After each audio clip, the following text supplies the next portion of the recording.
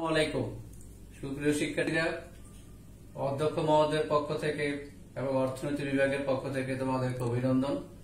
তোমরা কষ্ট করে এই কলেজ কর্তৃক পরিচালিত অনলাইন ক্লাসে সম্পৃক্ত হয়ে আমাদের ক্লাসগুলো নিয়মিত অনুশীলন করতেছো, দেখতেছো। তোমাদেরকে অনেক ধন্যবাদ। আশা করি সবাই ভালো আছো। আমরা আজকে অর্থনীতি বিষয়ের প্রথম পত্রের একটি চ্যাপ্টার নিয়ে আলোচনা করার চেষ্টা করব। আমি একটি কাগজে এ বি দুইজন ব্যক্তির আলাপচারিতা প্রকাশ করার চেষ্টা করব। এ ব্যক্তি বি ব্যক্তির কাছে বলল যে আপনার তো অনেক জমি আছে, আমাকে কিছু জমিতে চাষাবাদ করার সুযোগ দেন। বি ব্যক্তি রাজি হলেন। এই ব্যক্তি চাষাবাদ করলো, সেখানে সার, কীটনাশক, লেবার ইত্যাদি উপকরণ দিয়ে সে ফসল উৎপাদন করলো। একটি পর্যায়ে বি ব্যক্তি এই ব্যক্তির কাছে বলল যে ফসলের একটি অংশ অথবা তার নির্ধারিত মূল্যের কিছু আমাকে দেন। এই ব্যক্তি বি ব্যক্তিকে বলল সমস্ত কিছুই তো আমার, আপনি তো কিছুই করেন নাই, আপনাকে আমি কেন এখান থেকে একটি দিব, এর কি যুক্তি আছে?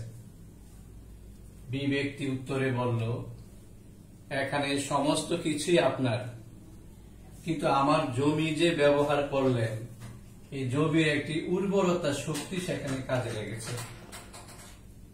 আপনার কীটনাশক আছে, জৈব সার আছে, রাসায়নিক সার আছে, শ্রম আছে ইত্যাদি ব্যবহার করে আপনি ফসল পেয়েছেন, কিন্তু আমার জমির উর্বরতা শক্তি আপনি ব্যবহার করেছেন। আমাকে অন্তত এই উর্বরতা শক্তির ব্যবহারের জন্য হলেও এই ফসলের একটি অংশ কিংবা তার মূল্য আমাকে দেওয়া যুক্তিযুক্ত বলে আমি মনে করি। এই ব্যক্তি বি ব্যক্তির এই যুক্তিকে মেনে নিল এবং সে বুঝলো বা স্বীকার করে নিল যে আসলে বি ব্যক্তির দাবিটি একেবারে ভুল নয়, তাকে এখান থেকে কিছু একটি অংশ দেওয়া উচিত। অর্থনীতিতে এই ব্যক্তি তার জমি ব্যবহার করার জন্য ফসলের অংশ অথবা তার মূল্য যতখানি বি ব্যক্তিকে দিতে রাজি অথবা চুক্তিবদ্ধভাবে দিতে রাজি, এটাকে অর্থনীতিতে খাজনা বলে আখ্যায়িত করা হয়। এই আলোচনা থেকে আমাদের মনে স্বভাবতই একটি প্রশ্ন জাগবে, সেটা হচ্ছে ছোটবেলা থেকে আমরা শুনে আসছি আমাদের বাবা কিংবা দাদা, ওনারা কিছুদিন পরে পরে বা বৎসরান্তে বলতেন তহসিল অফিসে যাচ্ছি, ভূমি অফিসে যাচ্ছি, আমাদের বাড়ির বা জমির খাজনা দিব। এটাকে খাজনা বলা কতখানি যৌক্তিক?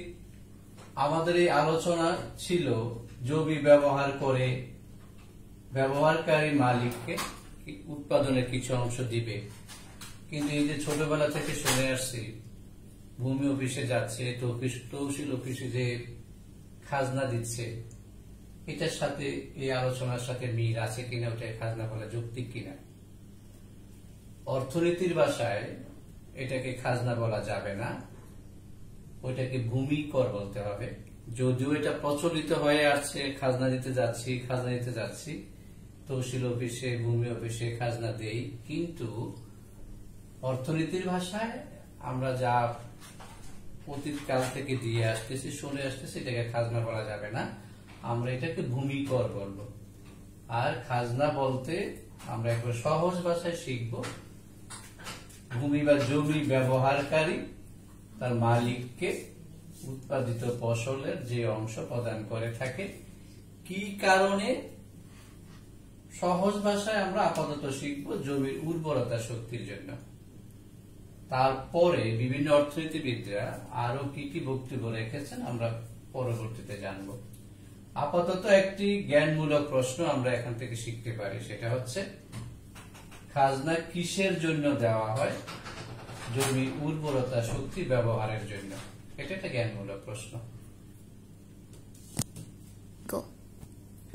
আমরা আপাতত একটা সিদ্ধান্তে আসলাম, সচরাচর ভূমি অফিসে, তহসিল অফিসে যে খাজনা দেওয়া হয় আমরা বলি এটাকে আর অর্থনীতির ভাষায় খাজনা বলা যাবে না, এটাকে ভূমি কর বলতে হবে।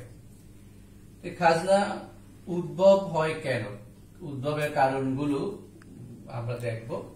1 নম্বরে বলা হচ্ছে যে ভূমির অস্থিতিস্থাপক যোগানের জন্য। তোমরা ইতিমধ্যে স্থিতিস্থাপকতা পড়েছ, তারপরেও আমরা একটু আলাপ করব। আমার হাতে একটি রাবার আছে, এটাতে আমি শক্তি প্রয়োগ করলাম, এটার আকৃতির পরিবর্তন হচ্ছে তোমরা দেখতে পাচ্ছ।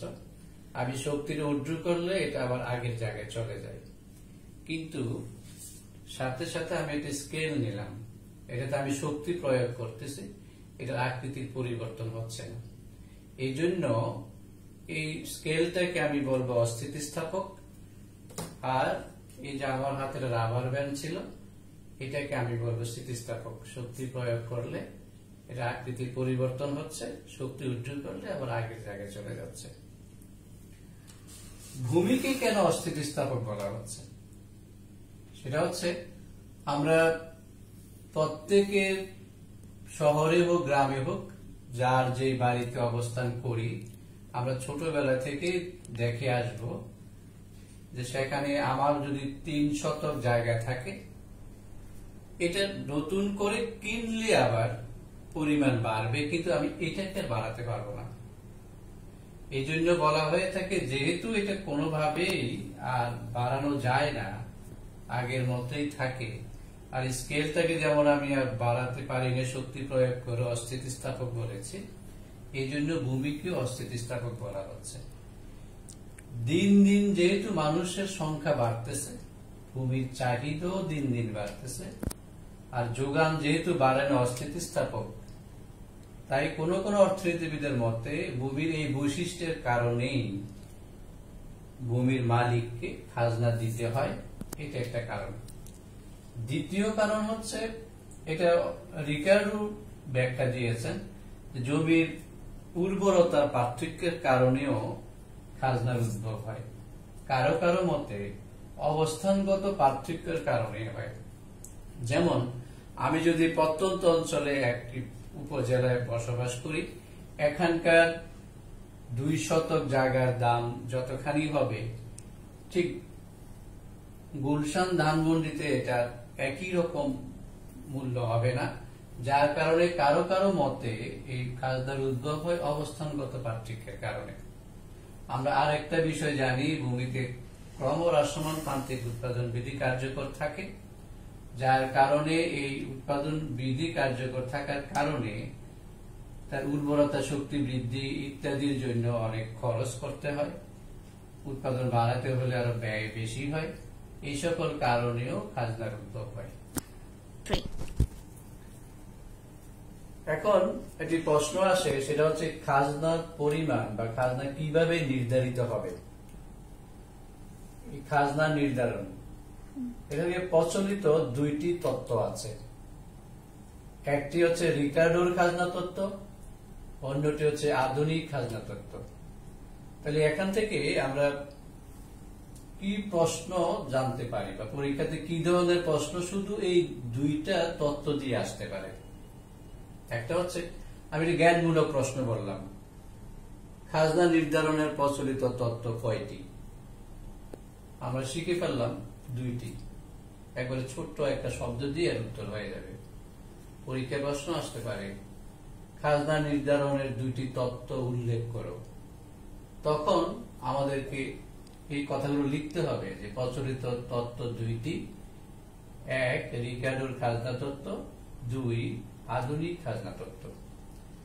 এখান থেকে যদি আমরা এই কনসেপ্ট থেকে একটা এমসিকিউ টাইপের প্রশ্ন করতে পারি, খাজনা নির্ধারণের প্রচলিত তত্ত্ব হচ্ছে 1টি, 2টি, 3টি, 4টি।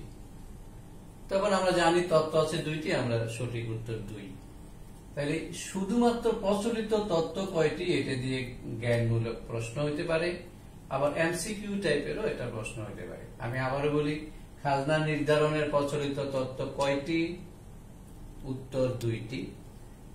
এইভাবে প্রশ্ন হইতে পারে, খাজনা নির্ধারণের প্রচলিত তত্ত্ব উল্লেখ করো। তখন আমরা উত্তরে লিখব রিকার্ডোর খাজনা তত্ত্ব এবং আধুনিক খাজনা তত্ত্ব। এমসিকিউ টাইপের প্রশ্নে কি আসতে পারে?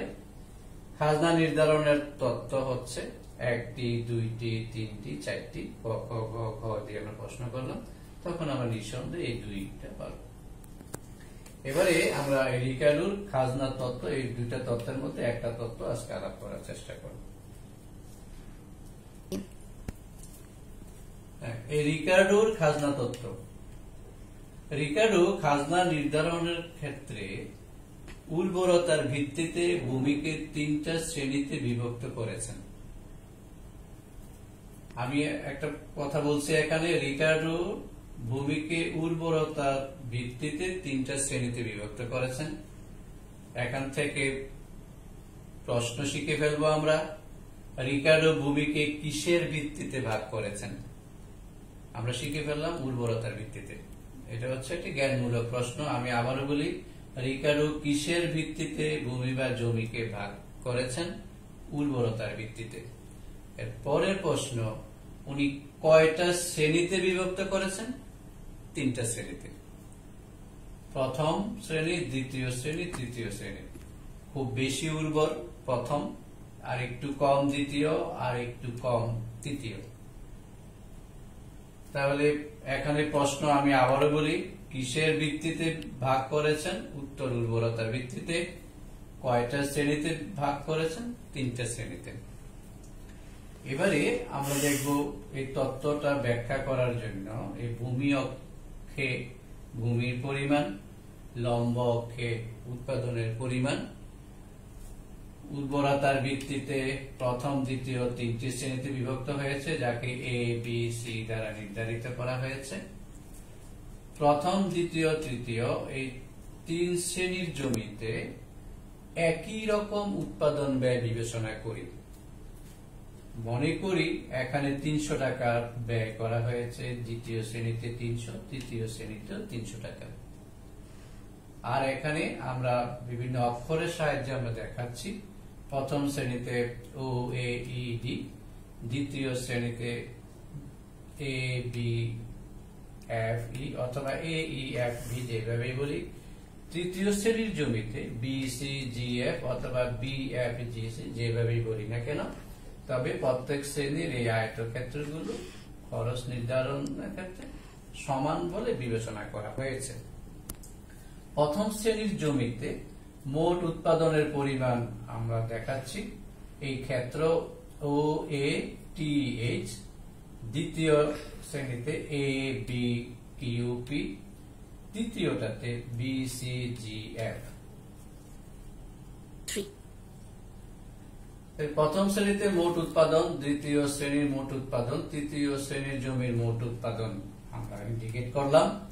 এখন আমরা প্রথম শ্রেণী দেখতে পাচ্ছি এই মোট ব্যয় হয়েছে যা, তার চেয়ে বেশি উৎপাদন হয়েছে। আমরা এখানে একটু হাইলাইট করে দেখানোর চেষ্টা করেছি। আয়তক্ষেত্র ডিএসটিই পরিমাণ। রিকার্ডোর মতে এই শ্রেণীতে এটাই হবে খাজনার পরিমাণ। দ্বিতীয় শ্রেণীর জমিতে খরচের চেয়ে বেশি উৎপাদনের পরিমাণ হাইলাইট করে দেখানো হয়েছে, যেটা আয়তক্ষেত্র ইপিকিউএফ দ্বারা নির্দেশ করা হয়েছে।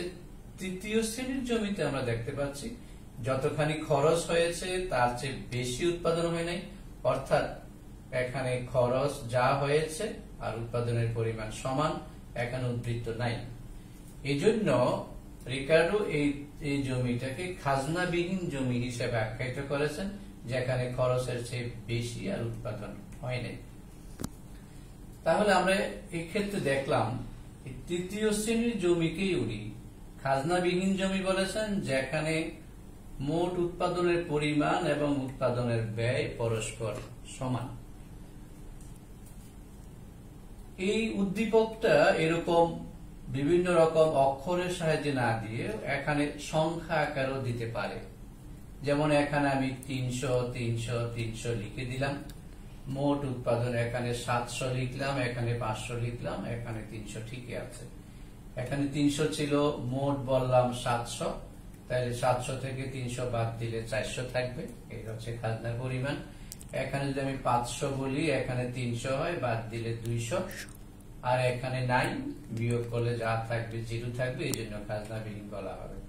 সুতরাং পরীক্ষার প্রশ্নে উদ্দীপক আকারে এরকম অক্ষরের সাহায্য নির্দেশ করতে পারে অথবা সংখ্যা দিয়েও দিতে পারে, এটা বিয়োগ করলে তোমরা পেয়ে যাবে। এই জায়গা থেকে আমরা তৃতীয় শ্রেণীর জমি বলতে রিকার্ডো কোন ধরনের জমিকে বুঝিয়েছেন বা কি বুঝিয়েছেন, এরকম কোন প্রশ্ন আসলে আমরা তার জবাবে লিখব যেখানে উৎপাদন ব্যয় এবং উৎপাদনের পরিমাণ সমান, উদ্বৃত্ত থাকবে না, সেটাকে বোঝানো হবে। এখান থেকে আমি একটা অনুধাবনমূলক প্রশ্ন যদি আলাপ করার চেষ্টা করি, তাহলে আমি একটি লাইন যদি এরকম লিখি যে হাই আমি কি জমিতে উৎপাদন করলাম, যা খরচ হলো ঠিক ততখানি পাইলাম, বেশি পেলাম না, কোন ধরনের জমি নির্দেশ করা হয়েছে? তুমি নিঃসন্দেহে বুঝে ফেলবে এটা তৃতীয় শ্রেণীর জমি। খাজনাবিহীন জমি বা তৃতীয় শ্রেণীর জমি কাকে বলে, এরকম একটি প্রশ্ন করা হলে এটা জ্ঞানমূলক হবে। আর এইভাবে কাকে বলে আমি না চেয়ে একটা বাক্য এরকম ভাবে সাজাই দিলাম উদ্দীপকের মধ্যে যে আমি এরকম উৎপাদন করলাম, দুইটা সমানই হলো, কি নির্দেশ করা হলো, আমরা অবশ্যই বুঝে ফেলবো এটা তৃতীয় শ্রেণীর জমিতেই বোঝানো হয়েছে।